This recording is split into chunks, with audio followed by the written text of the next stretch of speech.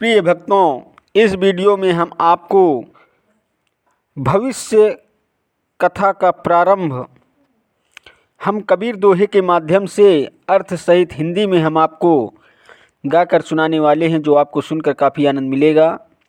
Video के last date तक ज़रूर बने रहिएगा ताकि आपको सारी जानकारी सही तरीके से मिल सके, और बेल वाली घंटी दबाना मत भूलें ताकि आपको सारी नोटिफिकेशन हमेशा मिलती रहे। तो सुनिएगा प्रिय भक्तों।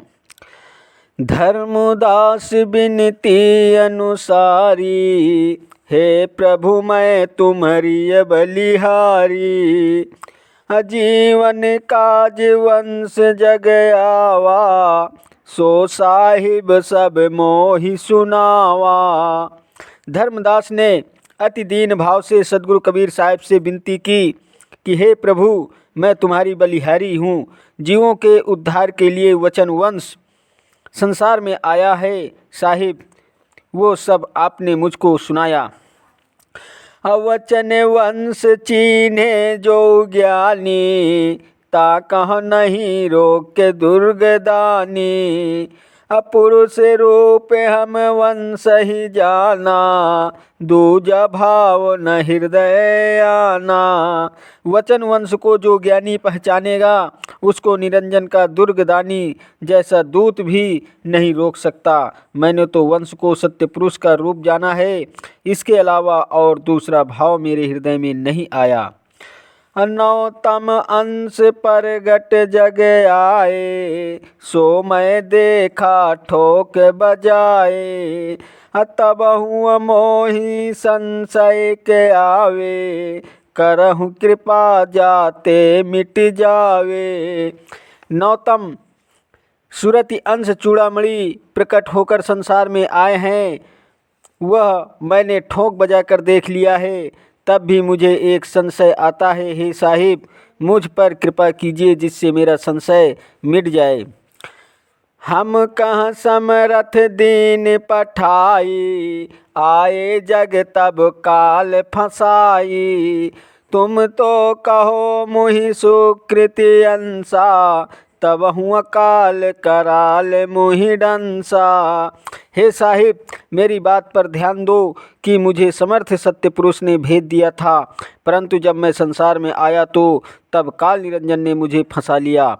आप तो मुझे संत सुकृत का अंश कहते हो, तब भी भयंकर काल ने मुझे डस लिया।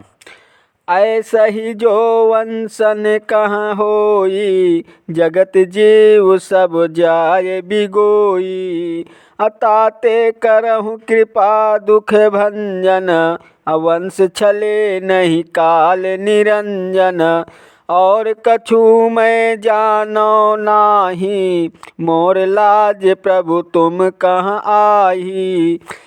ऐसे ही जो वंशों के साथ हुआ तो संसार के सब जीव नष्ट हो जाएंगे। इसलिए हे सब दुखों को मिटाने वाले, कृपा करिए कि काल निरंजन अंशों को न छले, और मैं कुछ नहीं जानता। हे प्रभु, मेरी लाज तुमको है। धर्मदास तुम नीक विचारा, यह संशय सत्य आदि तुम्हारा। आगे ऐसे होई है धर्मदासा, धर्मराय एक करे तमाशा। सो मैं तुमसे गोय न राखो, जैसे होई है सत्य सत्य भाखो। सदगुरु कबीर साहब कहते हैं कि हे धर्मदास, तुमने ठीक विचारा है और तुम्हारा ये संशय होना भी सत्य है। हे धर्मदास, आगे ऐसा होगा कि धर्मराज निरंजन एक तमाशा करेगा, उसे मैं तुमसे गुप्त नहीं रखूँगा। जैसा होगा वो सब मैं तुमको सच सच बता दूँगा। अप्रथम सुनो आदि की बानी, करके ध्यान ले हूँ तुम जानी। सतयुग पुरुष मोहि हकराई, आज्ञा कीन जाहूँ जग भाई। पहले तुम आदि पुरुष की वाणी सुनो और ध्यान करके तुम सब समझ लो। सतयुग में सत्य पुरुष ने मुझे पुकारा तथा आज्ञा की कि हे भाई, तुम संसार में जाओ।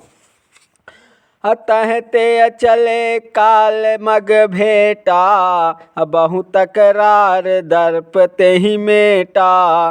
तब तीन कपट मुसन कीन्हा, तीन युग मांगी मोहि सन लीन्हा। सत्य पुरुष की आज्ञा मानकर मैं वहाँ से चला तो काल निरंजन मुझे रास्ते में ही मिल गया और उसके बहुत झगड़ा करने पर मैंने उसका दर्प मिटाया। तब उसने मेरे साथ एक कपट किया कि मुझसे 3 युग मांग लिए। अपनी असी कहूँ काल अन्यायी, चौथा युग नहीं मांगो भाई। ऐसा वचन हार हम दीन्हा, तब संसार मगन गमहीना। अन्याय करने वाले काल निरंजन ने ऐसा कहा कि हे भाई, मैं चौथा युग नहीं मांगता।